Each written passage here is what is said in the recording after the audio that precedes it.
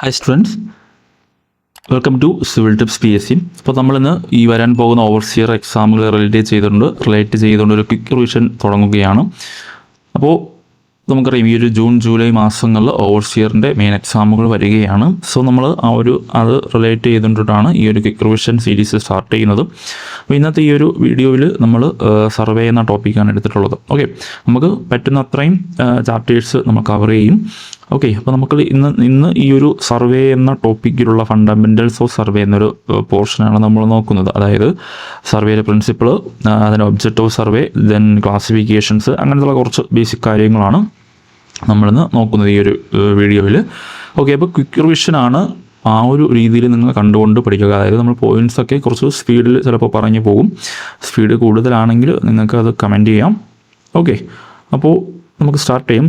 സർവേയിൽ നമുക്ക് ആദ്യം ഫണ്ടമെൻറ്റൽസിൽ നമ്മൾ പറയുന്ന ഒരു കാര്യമാണ് സർവേയുടെ ഡെഫിനിഷൻസ് അല്ലേ. സർവേയുടെ ഡെഫിനിഷൻ എന്താണ്? സർവേയുടെ ഡെഫിനിഷൻ എന്ന് പറയുന്നത് വേറെ ഒന്നുമില്ല, നമ്മുടെ ഈ ഒരു എർത്തിൻ്റെ ബിലോ ആയിട്ടുള്ളയോ അല്ലെങ്കിൽ എബോവ് ആയിട്ടുള്ളയോ പോയിൻറ്റ്സിൻ്റെ പൊസിഷൻസ് ഡിറ്റർമിൻ ചെയ്യുന്ന ഒരു ആർട്ടിനെയാണ് നമ്മൾ എന്തോന്ന് പറയുന്നത്, സർവേ എന്ന് പറയുന്നത്. ഓക്കെ, ആ ഒരു ഡെഫിനിഷനും ഈസിയാണെന്ന് പറഞ്ഞ് വായിക്കാതെ പോകരുത്, അതും എക്സാമിന് ചോദിച്ചിട്ടുണ്ട്. ഓക്കെ, ദെൻ അടുത്ത് നമുക്ക് നോക്കേണ്ട ഒരു പോർഷനാണ് എർത്തിൻ്റെ ഷേപ്പ്. ഓക്കെ, ഷേപ്പാണ്, എർത്തിൻ്റെ ഷേപ്പ് നമുക്ക് നോക്കണം. എർത്തിനൊരു കർവേച്ചർ ഉണ്ട്. ഓക്കെ, എർത്തിനൊരു കർവേച്ചറൊക്കെ ഉണ്ട്. എർത്തിൻ്റെ ആ ഒരു ഷേപ്പിന് നമ്മൾ എന്തുവാണെന്നാണ് പറയുന്നത്, ഒബ്ലേറ്റ് സ്ഫിറോയിഡ് എന്ന് പറയൂലേ, ഒബ്ലേറ്റ് സ്ഫിറോയിഡ്. ഓക്കെ, ഒബ്ലേറ്റ് സ്ഫിറോയിഡ് എന്ന് പറയാം, അല്ലെങ്കിൽ വേറെ എന്തോ പേരുള്ളത് ജിയോയിഡ് എന്ന് പറയാം. ഓക്കെ, ഒബ്ലേറ്റ് സ്ഫിറോയിഡ് അല്ലെങ്കിൽ ജിയോയിഡ് എന്ന് പറയാം. അതേപോലെ എലിപ്സോയിഡ് എന്ന് പറയാം. ഓക്കെ, എലിപ്സോയിഡ് എന്ന് പറയാം. ദെൻ അതുപോലെ ഒരു പേരുടെ കൊണ്ട് ഓവലോയിഡ് എന്ന് പറയാം. ഓക്കെ, ഓവലോയിഡ് എന്നും പറയാം. ഓക്കെ, ഇപ്പം എർത്തിൻ്റെ ആ ഒരു ഷേപ്പിനെ ഒബ്ലേറ്റ് സ്ഫിറോയിഡ്, OBLATE ആണ്. ഓക്കെ, ഒബ്ലേറ്റ് സ്ഫിറോയിഡ് അല്ലെങ്കിൽ ജിയോയിഡ് അല്ലെങ്കിൽ എലിപ്സോയിഡ് അല്ലെങ്കിൽ ഓവലോയിഡ് എന്ന് പറയാം. ഓക്കെ, ഇനി നമുക്കറിയാം എർത്തിന് രണ്ട് ഡയമീറ്റർ ഉണ്ട്. ഏതൊക്കെയാണ്? പോളാർ ഡയമീറ്ററും അതുപോലെ തന്നെ ഇക്വിറ്റോറിയൽ ഡയമീറ്ററും ഉണ്ട്. ഇതിൽ ഏത് ഡയമീറ്ററാണ് വലുത്? നമുക്കറിയാം ഇക്വിറ്റോറിയൽ ഡയമീറ്ററാണ് വലുത്. അതിൻ്റെ ഡയമീറ്റർ എത്രയാണ്? 12,756.75 കിലോമീറ്ററാണ് നമ്മുടെ ഈ ഒരു ഇക്വിറ്റോറിയൽ ഡയമീറ്ററിൻ്റെ ലെങ്ത് എന്ന് പറയുന്നത്. ഇവിടെ ഓർമ്മിക്കുക, ഈ ഒരു 7.5, ഇവിടുത്തെ ഈ ഒരു 7.5 പോയിന്റ് കഴിഞ്ഞിട്ട് വരുന്നത്. ആ ഒരു രീതിയിൽ അത് ഓർമ്മിച്ച് വെച്ചിരിക്കുക. പിന്നെ അതുപോലെ തന്നെ പോളാർ ഡയമീറ്റർ എന്ന് പറയുന്നത് എത്രയാണ്? 12,713.80 കിലോമീറ്ററാണ് നമ്മുടെ പോളാർ ഡയമീറ്ററിൻ്റെ ലെങ്ത് വരുന്നത്. ഓക്കെ, ഇനി ഈ ഒരു പോളാർ ഡയമീറ്ററും ഇക്വിറ്റോറിയൽ ഡയമീറ്ററും തമ്മിലുള്ള ഡിഫറൻസ് എത്രയാണ്? ഈ ഒരു ഡിഫറൻസ് എത്രയാണ്? അത് വരുന്നത് 42.95 കിലോമീറ്ററാണ് വരുന്നത്. ഓക്കെ, പോളാർ ഡയമീറ്ററും ഇക്വിറ്റോറിയൽ ഡയമീറ്ററും തമ്മിലുള്ള ഡിഫറൻസ് വരുന്നത് എത്രയാണ്? 42.95 കിലോമീറ്ററാണ്. ഓക്കെ, അപ്പോൾ അത്രയും കാര്യങ്ങൾ നമ്മൾ പറഞ്ഞു. ഇനി അടുത്ത് നമുക്ക് നോക്കേണ്ടതാണ് primary object of survey. Okay, primary object, ഈ വേർഡുകൾ ഓർമ്മിക്കുക. Okay, primary object of survey എന്ന് പറയുന്നത് ഏതൊക്കെയാണ്? പ്രിപ്പയർ പ്ലാൻ ഓർ മാപ്പാണല്ലേ, പ്രിപ്പയർ പ്ലാൻ ഓർ മാപ്പാണ്. ഓക്കെ, പ്രിപ്പയർ പ്ലാൻ ഓർ മാപ്പാണ് പ്രൈമറി ഒബ്ജക്റ്റ് ഓഫ് സർവേ എന്ന് പറയുന്നത്. ഓക്കെ, പ്രൈമറി ഒബ്ജക്റ്റ് ആണ്, അത് ആ വേർഡ് ഇമ്പോർട്ടൻ്റ് ആണ്. പ്രൈമറി ഒബ്ജക്റ്റ് ഓഫ് സർവേ എന്ന് ചോദിച്ചു കഴിഞ്ഞാൽ ഏതാണ് വരുന്നത്? പ്രിപ്പയർ പ്ലാൻ ഓർ മാപ്പാണ് അവിടെ വരുന്നത്. ഓക്കെ, ദെൻ അടുത്ത് നമുക്ക് നോക്കേണ്ടതാണ് ബേസിക് പ്രിൻസിപ്പിൾ. ഓക്കെ, എന്താണ് സർവേയുടെ ബേസിക് പ്രിൻസിപ്പിളാണ് നമ്മൾ നോക്കുന്നത്. എന്താണ്? രണ്ട് പ്രിൻസിപ്പിളുണ്ട് നമ്മുടെ സർവേക്ക്, രണ്ട് ബേസിക് പ്രിൻസിപ്പിളുകളുണ്ട്. ഏതൊക്കെയാണത്? Work from whole to part. Okay, work from whole to part. അതുപോലെ തന്നെ location of a point by taking at least 2 reference measurement. അതായത് നമ്മളൊരു പോയിന്റിനെ ലൊക്കേഷൻ ചെയ്യാൻ വേണ്ടിയിട്ട് ഒരു അറ്റ്ലീസ്റ്റ് ഒരു 2 റെഫറൻസ് മെഷർമെൻറ്റെങ്കിലും നമ്മൾ എടുക്കണം. അങ്ങനെ 2 ബേസിക് പ്രിൻസിപ്പിളുകളാണ് നമ്മുടെ സർവേക്കുള്ളത്. അതിൽ നമ്മൾ ഈ ഒരു വർക്ക് ഫ്രം ഹോൾ ടു പാർട്ടിൻ്റെ അഡ്വാൻറ്റേജ് എന്താണ്? അഡ്വാൻറ്റേജ് ഇമ്പോർട്ടൻ്റ് ആണ്. അവിടെ അഡ്വാൻറ്റേജ് ആയിട്ട് പറയുന്നത് prevent accumulation. Okay, prevent accumulation of error, അല്ലെങ്കിൽ എന്തെന്ന് പറയാം, അല്ലെങ്കിൽ നമുക്ക് പറയാം ലോക്കലൈസ് ദ ഇറർ എന്ന് പറയാം. ഓക്കെ, ലോക്കലൈസ് ദ ഇറർ എന്ന് പറയാം. ഓക്കെ, അപ്പോൾ ആ ഒരു കാര്യങ്ങൾ ഓർമ്മിക്കുക. ഈ ഒരു വർക്ക് ഫ്രം ഹോൾ ടു പാർട്ടിൻ്റെ അഡ്വാൻറ്റേജ് എന്ന് പറയുന്നത് to prevent accumulation of error അല്ലെങ്കിൽ ലോക്കലൈസ് ദ ഇറർ. അതായത് നമുക്കറിയാം നമ്മൾ സർവേ ചെയ്യുമ്പോൾ ഈ ഒരു ഹോൾ ഏരിയനെ നമ്മൾ കുറേ ട്രയാങ്കിൾസ് ഒക്കെ ആയിട്ട് ഡിവൈഡ് ചെയ്തിട്ടായിരിക്കും നമ്മൾ ഓരോ ട്രയാങ്കിളിനും സെപ്പറേറ്റ് ആയിട്ടായിരിക്കും നമ്മൾ ഏരിയ കാണുന്നത്. സോ ഈ ഒരു ട്രയാങ്കിളിൽ എന്തെങ്കിലും എറർ സംഭവിച്ചു കഴിഞ്ഞാൽ അത് ഈ ഒരു ട്രയാങ്കിളിനെ ബാധിക്കില്ല. ആ ഒരു കാര്യമാണ് അവിടെ പറയുന്നത്. അതാണ് പ്രിവെൻറ്റ് അക്യുമുലേഷൻ ഓഫ് ഇറർ എന്ന് പറയുന്നത്, അല്ലെങ്കിൽ ലോക്കലൈസ് ദ ഇറർ എന്ന് പറയുന്നത്. ഓക്കെ, അപ്പോൾ അതാണ് സർവേയിലെ 2 ബേസിക് പ്രിൻസിപ്പിൾസ് എന്ന് പറയുന്നത്. ഓക്കെ, ഇനി അടുത്ത് നോക്കേണ്ടതാണ് നമ്മുടെ സർവേയിലെ ബേസിക് ക്ലാസിഫിക്കേഷൻ. ഓക്കെ, അല്ലെങ്കിൽ നമുക്ക് എന്ത് പറയാം, പ്രൈമറി ക്ലാസിഫിക്കേഷൻ എന്ന് പറയാം. ഓക്കെ, എന്താണ് primary classification? Okay, primary classification ഏതൊക്കെയാണ്? സർവേയിൽ നമുക്ക് പ്ലെയിൻ സർവേ എന്നും അതുപോലെ തന്നെ വേറെ എന്തൊന്ന് ക്ലാസിഫൈ ചെയ്യാം, ജിയോഡറ്റിക് സർവേ എന്നും ക്ലാസിഫൈ ചെയ്യാം. ഓക്കെ, പ്ലെയിൻ സർവേ എന്നും ജിയോഡറ്റിക് സർവേ എന്നും ക്ലാസിഫൈ ചെയ്യാം. ഈ ഒരു ജിയോഡറ്റിക് സർവേനെ നമുക്ക് ഒരു അതർ നെയിംസ് ആയിട്ട് പറയണമെങ്കിൽ നമുക്ക് ട്രിഗണോമെട്രിക് സർവേയും പറയാം. ഓക്കെ, ജിയോമെട്രിക് സർവേനെ നമുക്കൊരു അതർ നെയിംസ് ആയിട്ട് പറയണമെങ്കിൽ നമുക്ക് ഏത് പറയാം, ട്രിഗണോമെട്രിക് സർവേയും പറയാം. ഇനി ഈ ഒരു പ്ലെയിൻ സർവേയിലും ജിയോഡറ്റിക് സർവേയും തമ്മിൽ ഡിഫറൻസ് എന്താണ്? പ്ലെയിൻ സർവേയിൽ നമുക്കറിയാം എർത്തിൻ്റെ കർവേച്ചർ നമ്മൾ കൺസിഡർ ചെയ്യില്ല. അതായത് എർത്തിൻ്റെ സർഫേസിന് നമ്മൾ കൺസിഡർ ചെയ്യുന്നത് എന്താണ്, ഫ്ലാറ്റ് ആയിട്ടാണ് നമ്മൾ കൺസിഡർ ചെയ്യുന്നത്. ഓക്കെ, എർത്തിൻ്റെ ആ ഒരു സർഫേസിന് നമ്മൾ ഫ്ലാറ്റ് ആയിട്ടാണ് കൺസിഡർ ചെയ്യുന്നത്. ഈ ഒരു ജിയോഡറ്റിക് സർവേയിലാണെങ്കിലോ എർത്തിൻ്റെ ആ ഒരു സർഫേസിന് നമ്മൾ കർവ്ഡ് ആയിട്ട് തന്നെ കൺസിഡർ ചെയ്യും. അതായത് ജിയോഡറ്റിക് സർവേയിൽ നമ്മൾ എർത്തിൻ്റെ ആ ഒരു കർവ് നമ്മൾ കൺസിഡർ ചെയ്യും. ഓക്കെ, ഇനി പ്ലെയിൻ സർവേയിൽ എന്താണ് വേറൊരു പോയിന്റ് പറയുന്നത്, ഇവിടെ പറയുന്ന ഏരിയ പറയുന്നുണ്ട്. ഏരിയ അപ് ടു എത്രയാണ്, 260 കിലോമീറ്റർ സ്ക്വയർ ആണ് പറയുന്നത്. ഓക്കെ, അപ് ടു പ്ലെയിൻ സർവേയിൽ up to 260 kilometre square area ഉള്ള സ്ഥലങ്ങളിലാണ് നമ്മൾ ഈ ഒരു പ്ലെയിൻ സർവേ യൂസ് ചെയ്യുന്നത്. അല്ലെങ്കിൽ 100 സ്ക്വയർ മൈൽസ് എന്ന് പറയാം. ഓക്കെ, അല്ലെങ്കിൽ 100 സ്ക്വയർ മൈൽസ് എന്ന് പറയാം. ഓക്കെ, ഇനി ഇത് ഈ ഒരു 260 എന്ന് പറയുന്നത് നമ്മുടെ സ്റ്റാൻഡേർഡ് ബുക്കുകളിലുള്ള വാല്യൂസ് ആണ്. നമ്മുടെ നിമിയിൽ നോക്കിക്കഴിഞ്ഞാൽ ഈ 260ക്ക് പകരം 200 കിലോമീറ്റർ സ്ക്വയർ ആണ് ഉള്ളത്. ഓക്കെ, നിമിയിൽ 260ക്ക് പകരം 200 കിലോമീറ്റർ സ്ക്വയർ ആണ് വരുന്നത്. ഓക്കെ, നമ്മൾ പ്ലെയിൻ സർവേയിൽ വരുന്ന മറ്റ് പോയിൻറ്റ്സ് എന്ന് പറയുന്നത് നമ്മൾ എർത്തിലെ ആ ഒരു എർത്ത് സർഫേസിലെ 2 പോയിൻറ്റിനെ കണക്ട് ചെയ്യുമ്പോൾ നമുക്കൊരു സ്ട്രെയിറ്റ് ലൈൻ ആയിരിക്കും കിട്ടുന്നത്. 3 പോയിൻറ്റിനെ നമ്മൾ കണക്ട് ചെയ്യുമ്പോൾ ഒരു ട്രയാങ്കിൾ കിട്ടും. ആ ട്രയാങ്കിൾ നമ്മൾ പ്ലെയിൻ ട്രയാങ്കിൾ എന്നാണ് പറയുന്നത്. ഓക്കെ, ആ ട്രയാങ്കിൾ നമ്മൾ എന്തോന്ന് പറയുന്നു, പ്ലെയിൻ ട്രയാങ്കിൾ എന്ന് പറയുന്നു. അതേസമയം നമ്മുടെ ജിയോഡറ്റിക് സർവേയിലോട്ട് വന്നു കഴിഞ്ഞാൽ നമ്മൾ കർവിനെ അവിടെ നമ്മൾ കൺസിഡർ ചെയ്യും.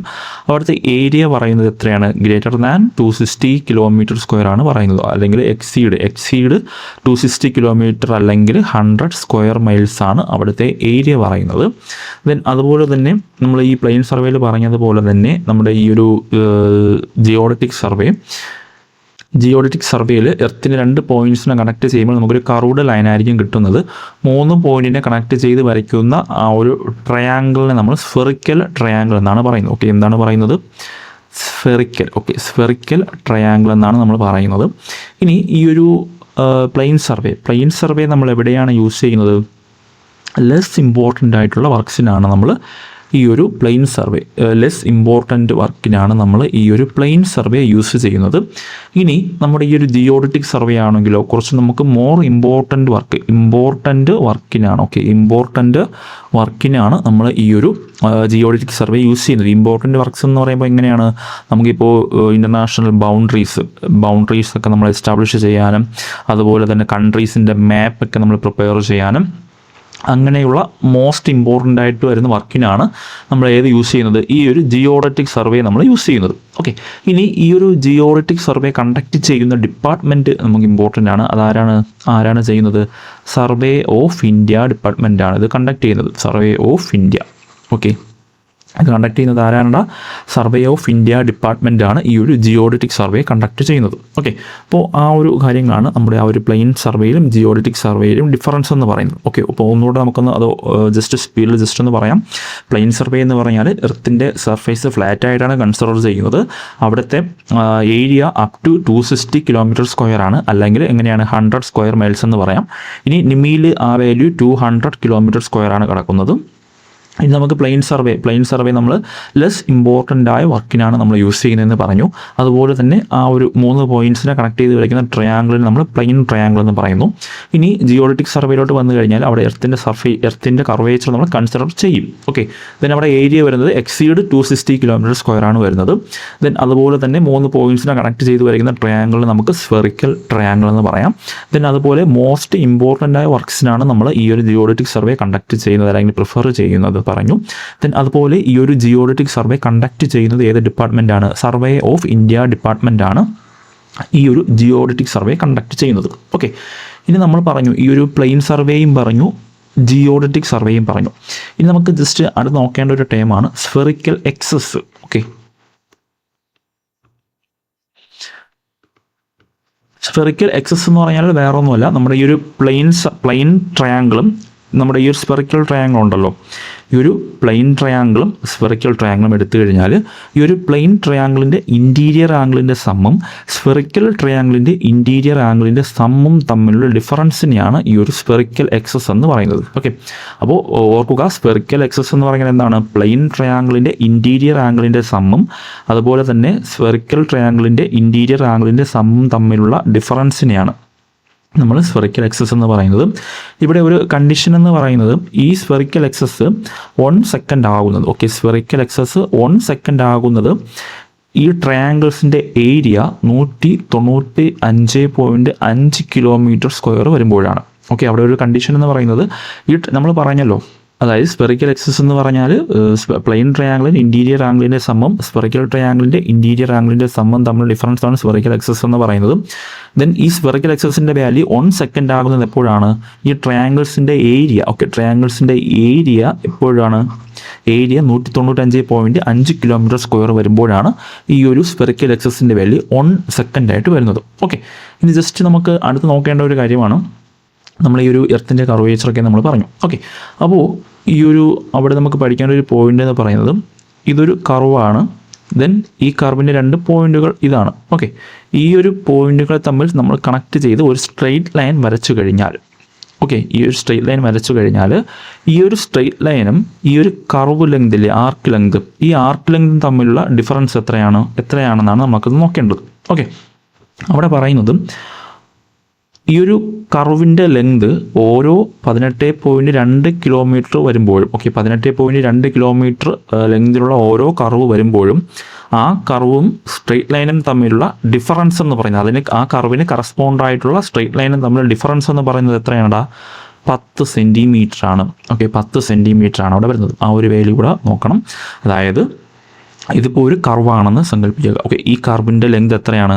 18.2 km ആണെന്ന് സങ്കല്പിക്കുക. ഓക്കെ, ഇനി ഈ 2 പോയിന്റുകൾ നമ്മൾ കണക്ട് ചെയ്ത് ഒരു സ്ട്രെയിറ്റ് ലൈൻ വരച്ചു കഴിഞ്ഞാൽ ഈ കർവ് ലെങ്തും ഈ സ്ട്രെയിറ്റ് ലൈനിൻ്റെ ലെങ്തും തമ്മിലുള്ള ഡിഫറൻസ് എന്ന് പറയുന്നത് എത്രയാണ്? 10 സെൻറ്റിമീറ്റർ ആയിരിക്കും. ഓക്കെ, ദെൻ അടുത്ത് നമുക്ക് നോക്കേണ്ടതാണ് സർവേയുടെ classification. Okay, classification of survey ആണ് നമ്മളടുത്ത് നോക്കുന്നത്. ഓക്കെ, സർവേയിൽ നമുക്ക് നമ്മൾ ബേസിക്കായിട്ട് ക്ലാസിഫൈ ചെയ്തിട്ടുള്ളത് ഇങ്ങനെയൊക്കെയാണ്. ബേസ്ഡ് ഓൺ ലൊക്കേഷൻ്റെ അടിസ്ഥാനത്തിൽ ക്ലാസിഫൈ ചെയ്തിട്ടുണ്ട്.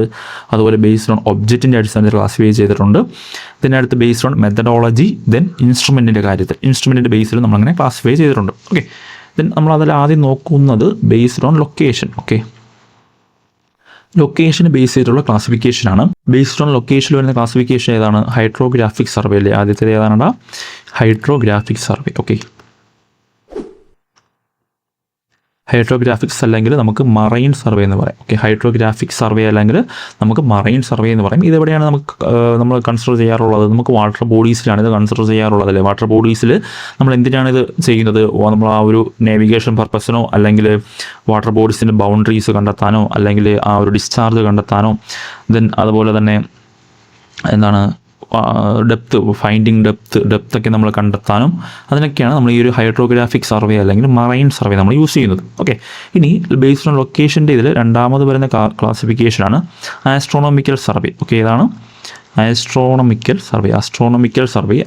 സർവേ നമുക്കറിയാം എവിടെയാണ്, നമ്മൾ ഹെവൻലി ബോഡി അല്ലെങ്കിൽ സെലസ്റ്റിയൽ ബോഡീസിലൊക്കെയാണ് നമ്മൾ ഈ ഒരു ആസ്ട്രോണമിക്കൽ സർവേ യൂസ് ചെയ്യുന്നത്. അതായത് ഇപ്പോൾ നമ്മുടെ സണ്ണ്, അതുപോലെ വരുന്ന സ്റ്റാർ, ഇവയുടെയൊക്കെ പൊസിഷൻസ് നമ്മൾ ലാറ്റിറ്റ്യൂഡും ആ ഒരു ആൾട്ടിറ്റ്യൂഡൊക്കെ വെച്ചിട്ട്, ലാറ്റിറ്റ്യൂഡ് ലോഞ്ചിറ്റ്യൂഡൊക്കെ വെച്ചിട്ട്, ഓക്കെ, ലാറ്റിറ്റ്യൂഡും ലോഞ്ചിറ്റ്യൂഡൊക്കെ വെച്ചിട്ട് നമ്മൾ പൊസിഷൻസൊക്കെ ഫൈൻഡ് ചെയ്താണ് അതിൻ്റെയൊക്കെ പൊസിഷൻ നമ്മൾ ചെയ്യുന്നത്. ഓക്കെ, അതിന് വേണ്ടി നമ്മൾ യൂസ് ചെയ്യുന്നതാണ് ഈ ഒരു ഏതാണ് astronomical survey.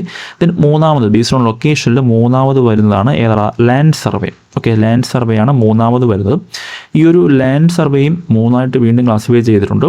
അതിലേതാണ് topographical survey. Okay, topographical survey.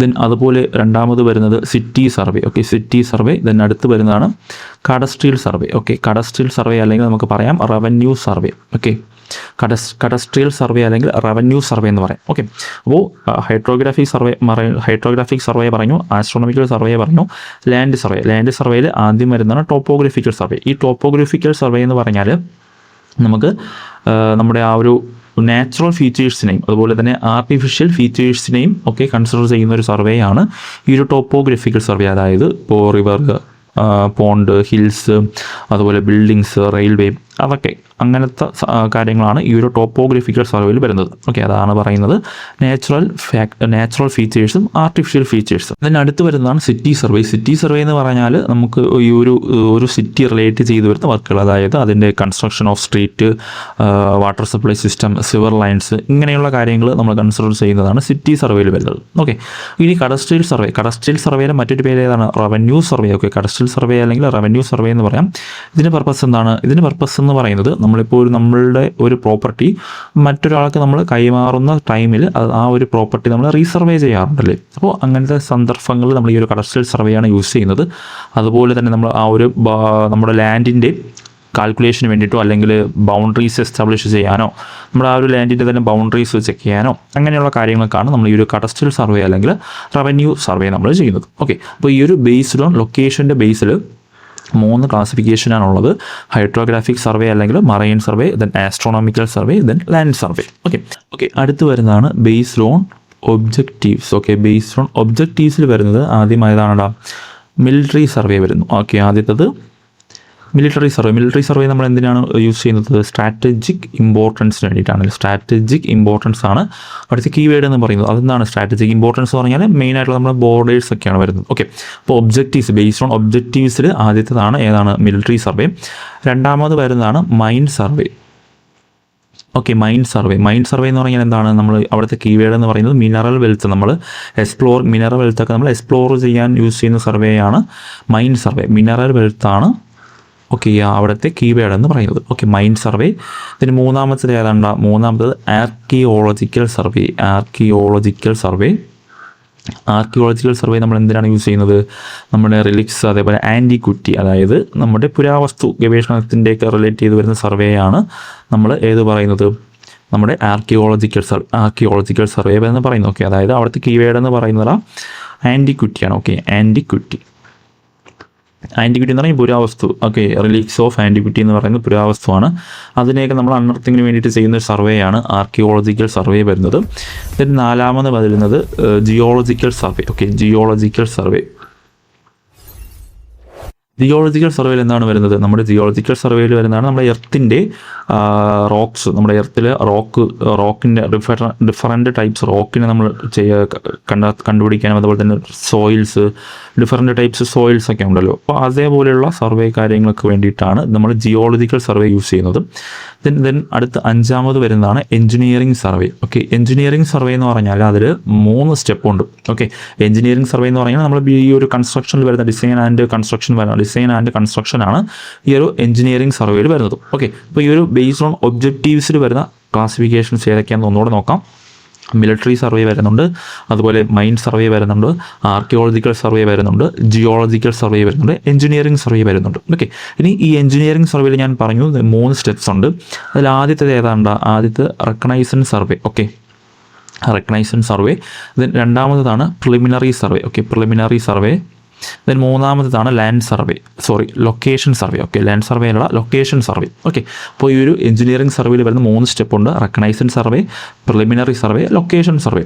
ഇനി ഇതിൽ ഈ ഒരു റെക്കഗ്നൈസൻ സർവേ എന്ന് പറയുന്നതാണ് അതിൻ്റെ ഫസ്റ്റ് സ്റ്റെപ്പ് എന്ന് പറയുന്നത്. അതായത് നമ്മളിപ്പോൾ ഒരു ലാൻഡ് വിസിറ്റ് ചെയ്യാൻ പോകുന്ന ആ ഒരു സർവേനെയാണ് നമ്മൾ റെക്കഗ്നൈസൻ സർവേ എന്ന് പറയുന്നത്. അങ്ങനെ നമ്മൾ ഫസ്റ്റ് വിസിറ്റിങ്ങിന് വേണ്ടി പോകുമ്പോൾ നമ്മൾ അധികം എക്യുപ്മെൻറ്റ്സ് ഒന്നും കൊണ്ടുപോകാറില്ല. നമ്മൾ ചെറിയൊരു ടേപ്പോ അല്ലെങ്കിൽ ചെറിയൊരു ബുക്കോ മാത്രമേ നമ്മൾ കൊണ്ടുപോകാറുള്ളൂ. ഈ ഒരു റെക്കഗ്നൈസൻ സർവേയിൽ നമ്മൾ ലെങ്ത് നമ്മൾ ജസ്റ്റ് ഒന്ന് നോക്കുന്നത് ഏത് മെത്തേഡ് വെച്ചിട്ടാണ്? ഐ ജഡ്ജ്മെൻറ്റ് അല്ലെങ്കിൽ പേസിങ് വെച്ചിട്ടാണ്.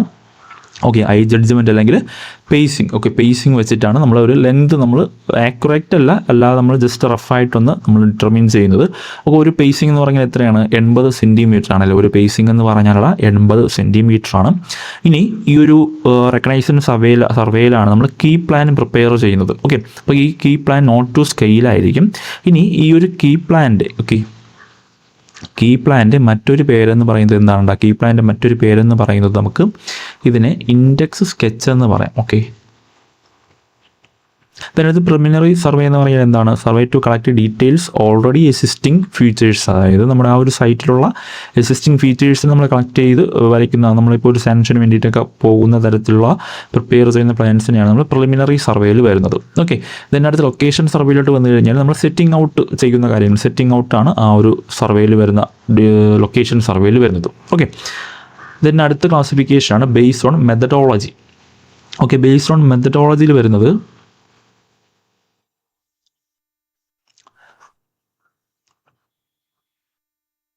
ഏതൊക്കെയാണ് വരുന്നത്? ട്രയാങ്കുലേഷൻ. ഓക്കെ, ട്രയാങ്കുലേഷനും അതുപോലെ തന്നെ ട്രാവേഴ്സിങ്ങും.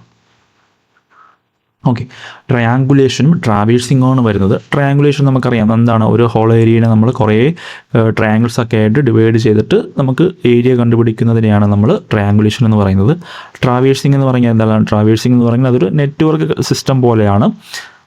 അതിൽ കുറേ നമ്പർ ഓഫ് സ്റ്റേഷൻസ് കാണും. എന്നിട്ട് ആ ഒരു നമ്പർ ഓഫ് സ്റ്റേഷൻസിനെ നമ്മൾ കണക്ട് ചെയ്തിട്ട് ലൈൻ വരയ്ക്കും.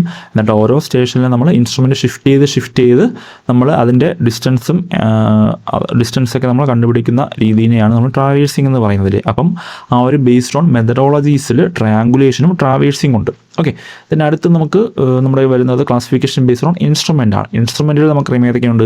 ചെയിൻ സർവേ ഉണ്ട്, അതുപോലെ കോമ്പസ് സർവേ ഉണ്ട്, തിയോഡലൈറ്റ് ഉണ്ട്, ടോട്ടൽ സ്റ്റേഷൻ ഉണ്ട്, പ്ലെയിൻ ടേബിൾ സർവേ ഉണ്ട്. ഓക്കെ, അങ്ങനെ നമ്മൾ ഇൻസ്ട്രുമെൻറ്റ് യൂസ് ചെയ്തിട്ടുള്ള സർവേയുടെ ക്ലാസിഫിക്കേഷൻസ് ആണ് ആ ഒരു ടൈപ്പിൽ വരുന്നത്. ഓക്കെ, ഇതിന് അടുത്ത് നമുക്ക് നോക്കേണ്ട ഒരു കാര്യമാണ് സ്കെയിൽസ്. സ്കെയിൽസ് എന്ന് പറഞ്ഞാൽ എന്താണ്? സ്കെയിൽ എന്ന് പറഞ്ഞാൽ നമ്മൾ map distance by original distance ആണല്ലേ. Map distance by original distance അല്ലെങ്കിൽ ഫീൽഡ് ഡിസ്റ്റൻസ് എന്നൊക്കെ പറയാം. Okay, map distance by original distance അല്ലെങ്കിൽ ഫീൽഡ് ഡിസ്റ്റൻസ് എന്നൊക്കെ പറയാം. ഈ സ്കെയിൽ നമുക്ക് ഏതൊക്കെ തരം സ്കെയിലുണ്ട്? നമ്മളിപ്പോൾ യൂണിറ്റും ഉൾപ്പെടെ നമ്മൾ ഇക്വേഷൻ രൂപത്തിൽ എഴുതുന്ന സ്കെയിൽ ഏതാണ്? എഞ്ചിനീയർ സ്കെയിലാണല്ലേ. എഞ്ചിനീയർ സ്കെയിലാണ് നമ്മളിപ്പോൾ ഒരു എക്സാമ്പിൾ പറഞ്ഞാൽ 1 സെൻറ്റിമീറ്റർ ഈക്വൽ ടു 10 മീറ്റർ. ഇവിടെ നമുക്ക് എന്താണ്? യൂണിറ്റും ഉണ്ട്, അതുപോലെ തന്നെ ഈ ഒരു ഇക്വേഷൻ രൂപത്തിലാണ് നമ്മളത് എഴുതുന്നത്. ഓക്കെ,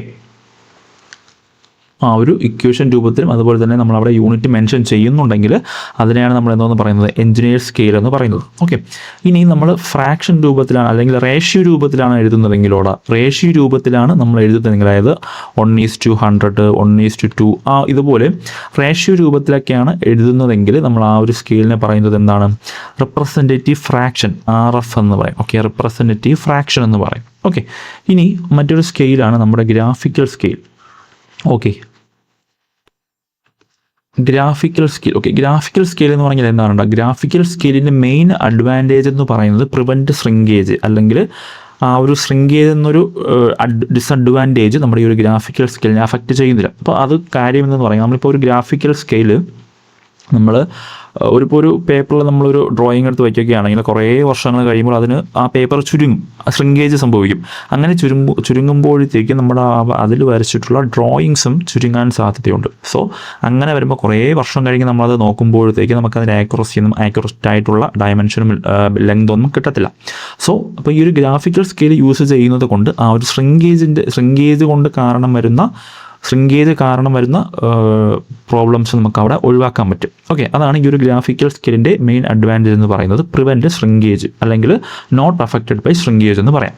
ഓക്കെ, അപ്പോൾ ഇതിലാണ് ആ ഒരു സ്കെയിലിൻ്റെ കാര്യങ്ങൾ പറയുന്നത്. ഇനി ടൈപ്സ് ഓഫ് സ്കെയിൽ നമുക്ക് നോക്കിക്കഴിഞ്ഞാൽ നമുക്ക് നോക്കിക്കഴിഞ്ഞാൽ ഏതൊക്കെയുണ്ട്? എൻലാർജ് സ്കെയിലുണ്ട്, അതുപോലെ റെഡ്യൂസ്ഡ് സ്കെയിലുണ്ട്, ദെൻ അതുപോലെ ഫുൾ സൈസ് സ്കെയിലുണ്ട്. ഓക്കെ, ഏതൊക്കെയുണ്ട്? Enlarge scale, reduced scale, full size സ്കെയിലുണ്ട്. എൻലാർജ് സ്കെയിലിന് എക്സാമ്പിൾ ഏതൊക്കെയാണ്? 2:1, അതുപോലെ 2:3, അതുപോലെ 2:3 അല്ല, 2:1, അതുപോലെ തന്നെ 3:1 വരുന്നതൊക്കെ എൻലാർജ് സ്കെയിലാണ്. റെഡ്യൂസ്ഡ് സ്കെയിൽ എന്ന് പറഞ്ഞാൽ ഏതൊക്കെയാണ്? 1:2, 1:3 ഇതുപോലെ വരുന്നത് റെഡ്യൂസ്ഡ് സ്കെയിലാണ്. ഫുൾ സൈസ് സ്കെയിൽ എന്ന് പറഞ്ഞാൽ 1:1 അതുപോലെ വരുന്നത് ഫുൾ സൈസ് സ്കെയിലാണ്. അപ്പോൾ ഇതിൻ്റെ കൂടുതൽ ഡീറ്റെയിൽസ് വേണ്ടല്ലോ. എൻലാർജ് സ്കെയിൽ എന്ന് പറഞ്ഞാൽ എന്താണ്?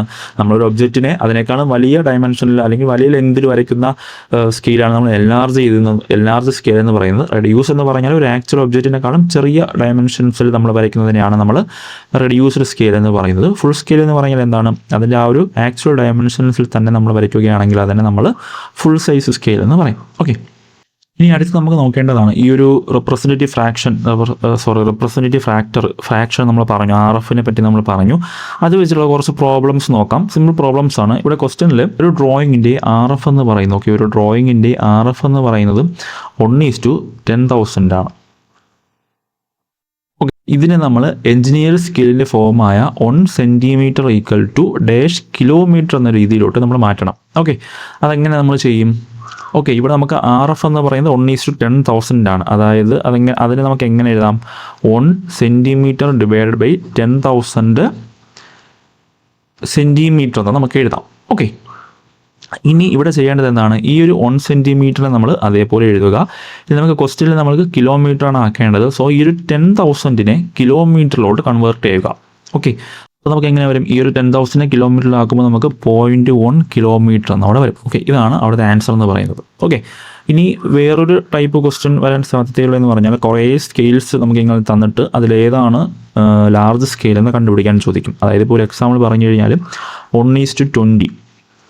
ഓക്കെ, ദെൻ അതുപോലെ 1:100. ഇതിലേതാണ് ലാർജ് സ്കെയിൽ അല്ലെങ്കിൽ റെഡ്യൂസ്ഡ് സ്കെയിൽ? അത് നമുക്ക് എങ്ങനെ കണ്ടുപിടിക്കാം? അത് വേറെ ഒന്നുമില്ല, നമ്മളിതിനെ 1/20 എന്നും അതുപോലെ തന്നെ 1/100 എന്നും എഴുതുക. ഓക്കെ, ഇവിടെ ഡിനോമിനേറ്ററിൽ ചെറിയ വാല്യൂ ആണെങ്കിൽ അതാണ് large scale. Okay, large scale denominator ചെറുതാണെങ്കിൽ അതാണ് ലാർജ് സ്കെയിൽ, ഡിനോമിനേറ്റർ വലുതാണെങ്കിൽ അത് റെഡ്യൂസ്ഡ് സ്കെയിലാണ്. ഓക്കെ, ആ ഒരു കാര്യം ഓർമ്മിക്കുക. ഡിനോമിനേറ്റർ ലാർജ് ആണെങ്കിൽ അത് സ്മാളസ്റ്റ് സ്കെയിലും ഡിനോമിനേറ്റർ സ്മാൾ ആണെങ്കിൽ അത് ലാർജസ്റ്റ് സ്കെയിലുമായിരിക്കും. ഓക്കെ, ഡിനോമിനേറ്റർ സ്മാൾ ആണെങ്കിൽ അത് ലാർജസ്റ്റ് സ്കെയിലുമായിരിക്കും. ഓക്കെ, ഇനി വേറൊരു ടൈപ്പ് ക്വസ്റ്റ്യൻ എന്ന് പറയുന്നത് 1 centimetre equal to 25 metre. Then അതുപോലെ 1:5,000. ദെൻ അതുപോലെ 1 സെൻറ്റിമീറ്റർ ഈക്വൽ ടു 0.1 കിലോമീറ്റർ. ഇങ്ങനെയൊക്കെ തന്നിട്ട് ഇതിലേതാണ് ലാർജ് സ്കെയിൽ അല്ലെങ്കിൽ സ്മാൾ സ്കെയിൽ എന്ന് കണ്ടുപിടിക്കാൻ ചോദിക്കും. അപ്പോൾ അങ്ങനെ ചെയ്യേണ്ടത്, അപ്പോൾ അതിൽ നമ്മൾ നേരത്തെ പറഞ്ഞതുപോലെ ഈ സെൻറ്റിമീറ്ററിനെയും മീറ്ററിനെയും മാറ്റി സെയിം യൂണിറ്റ് ആക്കുക. അതായത് ഈ 25 മീറ്റർ നമ്മൾ സെൻറ്റിമീറ്ററിലോട്ട് കൺവേർട്ട് ചെയ്യുക. ദെൻ അതേപോലെ ഇതിനെ നമ്മൾ ആക്കിയ ശേഷം അതിൽ നമ്മൾ ഡിനോമിനേറ്റർ വലുതും ചെറുതും ഏതാണോ ആ ഒരു രീതിയിൽ നോക്കിയിട്ട് അതിൻ്റെ ആൻസർ നമുക്ക് കണ്ടുപിടിക്കാൻ പറ്റും. ഓക്കെ, അപ്പോൾ അത്രയും ചെറിയ പ്രോബ്ലംസാണ് ആ ഒരു ഭാഗത്തു നിന്ന് വരുന്നത്. ഇനി നമുക്ക് നോക്കാനുള്ളത് കുറച്ച് മറ്റൊരു ടൈപ്പ് സ്കെയിൽസ് ആണ്. ഓക്കെ, അതിലോട്ട് വരാം. നമുക്ക് സ്കെയിൽസ്, ആ ഒരു ഫിസിക്കൽ സ്കെയിൽസ് ആണ് നമുക്കതിന് നോക്കാനുള്ളത്. അതിൽ ആദ്യത്തെയാണ് ഏതാണ്ട് പ്ലെയിൻ സ്കെയിൽ. ഓക്കെ, പ്ലെയിൻ സ്കെയിലിൽ നമുക്ക് എത്ര യൂണിറ്റ് നമുക്ക് റീഡ് ചെയ്യാൻ പറ്റും? 2 യൂണിറ്റ്സ് അല്ലേ? 2 യൂണിറ്റ്സ് നമുക്ക് ആ ഒരു പ്ലെയിൻ സ്കെയിൽ റീഡ് ചെയ്യാൻ പറ്റും. ഇനി നമുക്ക് ഡയഗണൽ സ്കെയിലാണല്ലോ. ഡയഗണൽ സ്കെയിലാണെങ്കിൽ നമുക്ക് എത്ര യൂണിറ്റ് റീഡ് ചെയ്യാൻ പറ്റും? 3 യൂണിറ്റ് നമുക്കവിടെ റീഡ് ചെയ്യാൻ പറ്റും. ഇനി സ്കെയിൽ ഓഫ് കോഡ് ആണെങ്കിലോ, സ്കെയിൽ ഓഫ് കോഡ് നമ്മൾ എന്തിനാണ് യൂസ് ചെയ്യുന്നത്? ആംഗിൾ മെഷർ ചെയ്യാനല്ലേ? ആംഗിൾ മെഷർ ചെയ്യാനാണ് നമ്മൾ സ്കെയിൽ ഓഫ് കോഡ് നമ്മൾ യൂസ് ചെയ്യുന്നത്. ഇനി അടുത്തതാണ് നമ്മുടെ ഏതാണ് വെർനിയർ സ്കെയിൽ. ഓക്കെ, വെർനിയർ സ്കെയിലിൽ നമുക്ക് ഏതൊക്കെ ടൈപ്സ് ഉണ്ട്? വെർനിയർ സ്കെയിൽ ഡയറക്റ്റ് വെർനിയറും ഉണ്ട്, അതുപോലെ തന്നെ ഇൻഡയറക്റ്റ് വെർനിയറും ഉണ്ട്. ഓക്കെ, ഡയറക്റ്റ് വെർനിയറും ഉണ്ട്, ഇൻഡയറക്റ്റ് വെർനിയറും ഉണ്ട്. ഇവിടെ ഡയറക്റ്റ് വെർനിയറിനെ നമുക്ക് ഫോർവേഡ് വെർനിയർ എന്നും പറയാം. ഓക്കെ, ഡയറക്റ്റ് വെർനിയറിനെ നമുക്ക് ഫോർവേഡ് വെർനിയർ എന്നും പറയാം. ഇനി ഇൻഡയറക്റ്റ് വെർനിയറിനെ നമ്മൾക്ക് retrograde vernier, okay, retrograde vernier അല്ലെങ്കിൽ ബാക്ക്വേർഡ് വെർനിയർ എന്നും പറയാം. ഓക്കെ, റിട്രോഗ്രേഡ് വെർനിയർ അല്ലെങ്കിൽ നമുക്ക് എന്ത് പറയാം? ബാക്ക്വേർഡ് വെർനിയർ എന്ന് പറയാം. ഇനി അതിൻ്റെ ആ ഒരു ഡീറ്റെയിൽസിലോട്ട് വന്നു കഴിഞ്ഞാൽ നമുക്ക് ഈ ഒരു ഡയറക്റ്റ് വെർനിയർ എന്ന് പറയുന്നത് മെയിൻ സ്കെയിൽ റീഡിങ്ങും അതുപോലെ തന്നെ വെർനിയർ സ്കെയിൽ റീഡിങ്ങും ഒരേ ഡയറക്ഷനിലായിരിക്കും. ഓക്കെ, മെയിൻ സ്കെയിൽ റീഡിങ്ങും വെർനിയർ സ്കെയിലിൻ്റെ ആ ഒരു ഗ്രാജുവേഷൻസും എങ്ങനെയായിരിക്കും? സെയിം ഡയറക്ഷനിലായിരിക്കും. അതുപോലെ N division of vernier scale എന്ന് പറയുന്നത്, okay, N division of vernier scale എന്ന് പറയുന്നത് n-1 ഡിവിഷൻ ഓഫ് ഏതാണ്? മെയിൻ സ്കെയിലായിരിക്കും.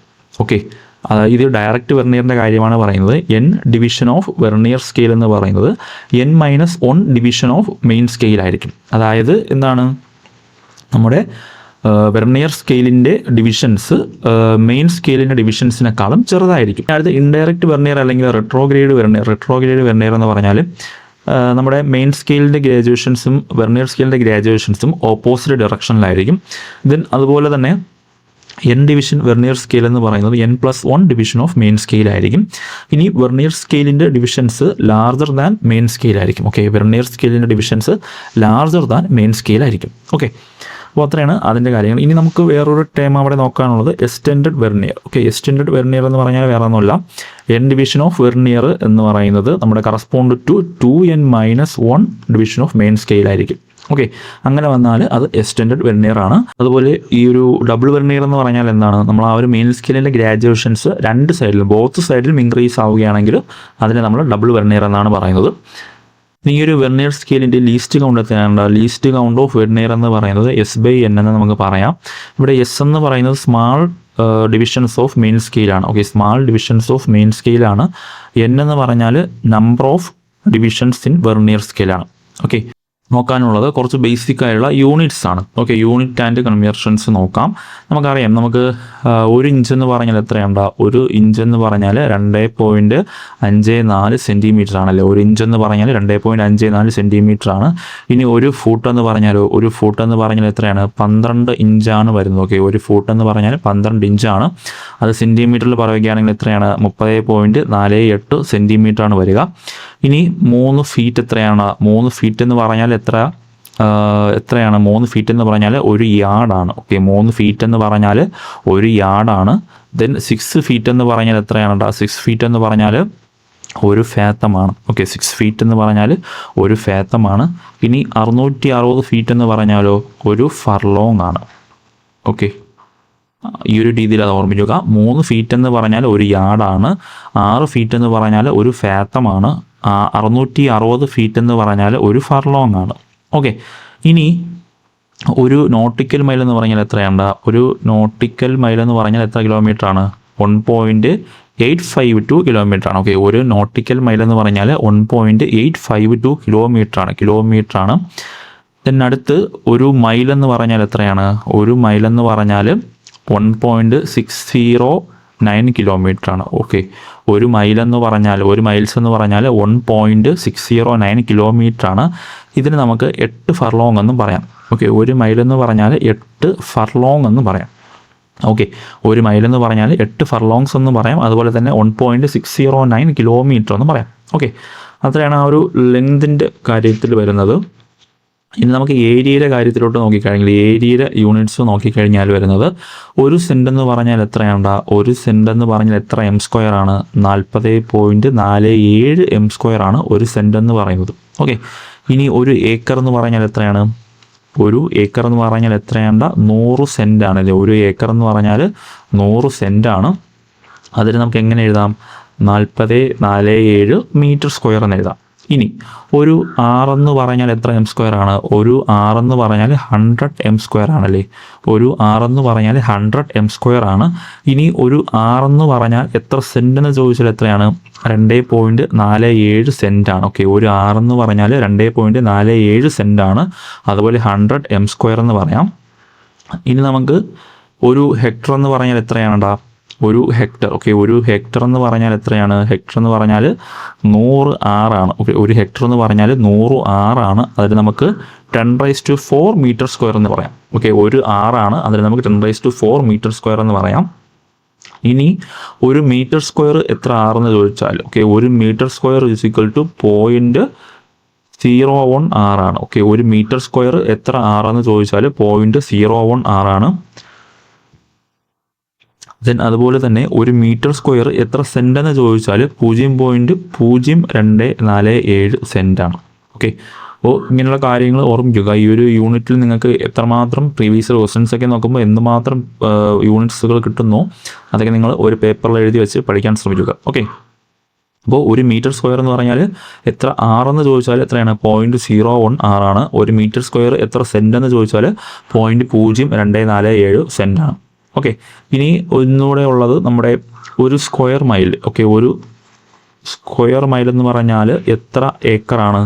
640 ഏക്കറാണ്. ഓക്കെ, ഒരു സ്ക്വയർ മൈൽ എന്ന് പറഞ്ഞാൽ 640 ഏക്കറാണ് വരുന്നത്. ഓക്കെ, അപ്പോൾ ഇത്രയാണ് നമ്മുടെ ഈ ഒരു ബേസിക് ആയിട്ടുള്ള സർവേയുടെ ഫണ്ടമെൻറ്റൽസിൽ വരുന്നത്. നിങ്ങൾക്ക് എന്തെങ്കിലും ഡൗട്ട് ഉണ്ടെങ്കിൽ കമൻറ്റായിട്ട് അറിയിക്കാം. അതുപോലെ തന്നെ വീഡിയോ ഇഷ്ടമായാൽ ലൈക്ക് ചെയ്യുക, ചാനൽ സബ്സ്ക്രൈബ് ചെയ്യുക. ഓക്കെ, ഇപ്പോൾ എല്ലാവരും നല്ല രീതിയിൽ തന്നെ പഠിക്കുക. Thank you.